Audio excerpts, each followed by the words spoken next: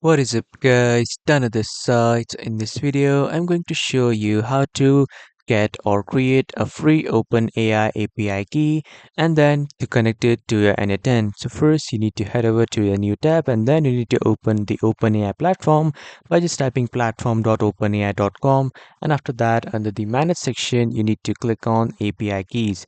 After clicking on API keys you need to click on create new secret key and then you need to name your key. After naming your key, you just need to click on create secret key. And after clicking on create secret key, a new window will appear uh, with showing your secret key. Just simply copy it and then head over to n8n, click on add first step and then search for OpenAI.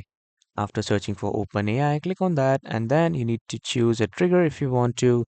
You can also choose an action.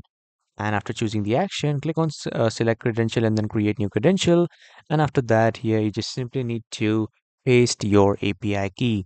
And after that, you need to click on save to save it. And then as you can see, the credential has been successfully created.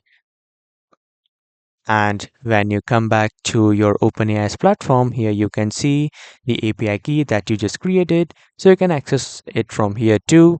And this is how you can generate a free API key on OpenAI and then you can connect it to your n8n. That was all for this video, everyone. Thank you for watching.